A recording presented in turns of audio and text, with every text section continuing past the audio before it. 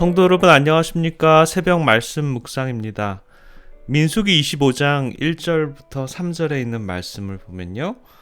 이스라엘이 시딤에 머물러 있더니 그 백성이 모압 여자들과 음행하기를 시작하니라. 그 여자들이 그 신들에게 제사할 때 백성을 청함에 백성이 먹고 그들의 신들에게 절함으로 이스라엘이 바알볼에게 부속된지라. 여호와께서 이스라엘에게 진노하시니라. 발람이 이스라엘 백성들이 하나님을 배도하고 악에 빠질 수 있는 한 가지는 바로 우상 숭배라고 했는데요. 전쟁의 승리로부터 기쁨을 가지고 가나안으로 향하고 있는 이스라엘 백성들에게 또 하나의 사건은 바로 이 요단에서 있었습니다. 이스라엘 백성들에게 무장한 군대보다 혹은 광야의 맹수보다 더 치명적인 피해는 바로 그 지역에 사는 여인들로 인해서 악이 들어오고 부정과 부패, 곧 우상 숭배에 빠져들게 되었기 때문입니다. 위대한 지도자들이 가나안 정복을 위해서 총각을 곤두세우고 있을 때 모압, 곧 미디안의 여인들이 이스라엘 진 속으로 스며들기 시작했고요. 그런데 이 발람이 바로 이 미디안 사람이었죠. 이 여인들의 목적을 가지고 이스라엘에 접근했다라고 합니다. 발람이 말한 바로 치명적인 하나님 대 백성들의 약점. 아주 조용히 하나님의 율법을 범하게 유혹하고요. 이교의 의식과 관습에 흥미를 끌게 했고요.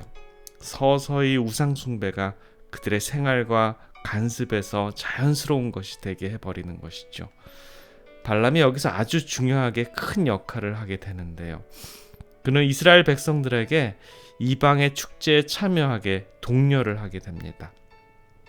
하나님의 선지자가 소개하고 추천하는 것을 어느 누가 의심할 수 있겠습니까?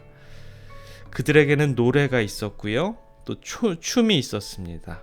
이 교의 아름다움에 백성들이 하나씩 현혹되어서 하나님을 등지게 만든 것이죠.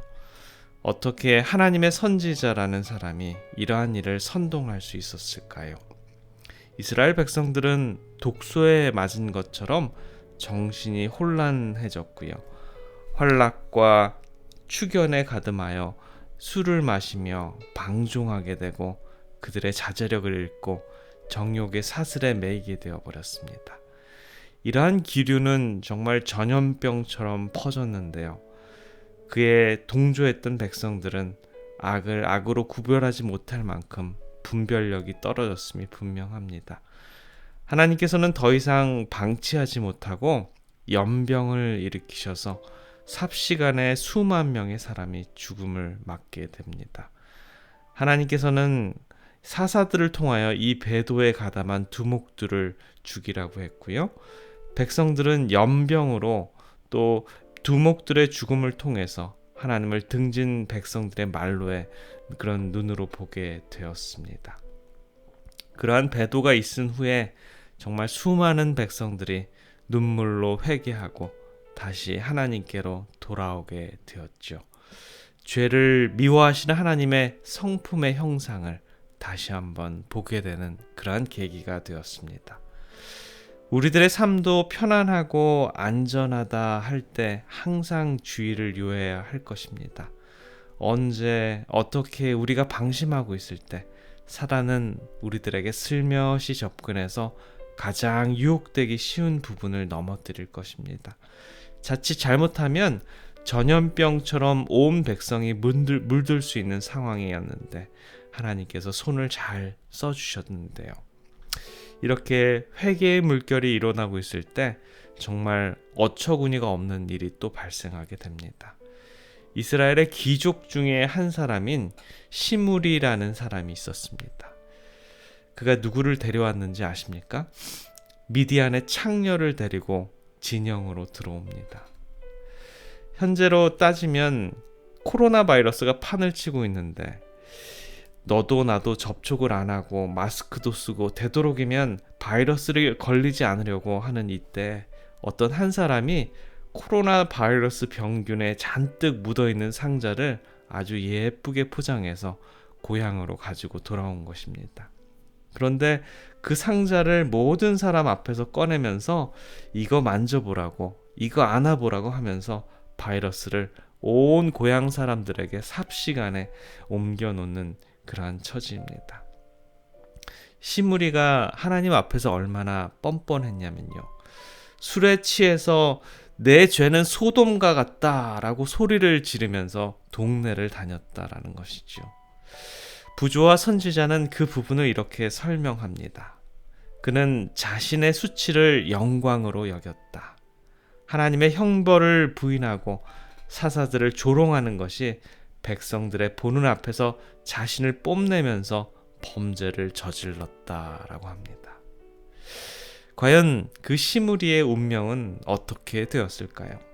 대제사장 엘리아셀의 아들 비느하스가 회중 가운데서 일어나서 창으로 미디안 창녀와 시므리를 죽게 만듭니다. 우리 하나님의 백성들 중에는 시므리와 같은 분이 있지는 않겠지요? 백성들도 시므리도 하나님의 심판을 피할 수 없었습니다. 우리 하나님의 백성들이 오늘의 삶도 결코 악의 구렁텅이에 혈안되지 말고 하나님의 길로 인도되어지길 바라면서 말씀을 줄이겠습니다. 기도하겠습니다. 사랑의 아버지 하나님, 오늘 하루를 저희들에게 허락해 주셔서 감사합니다.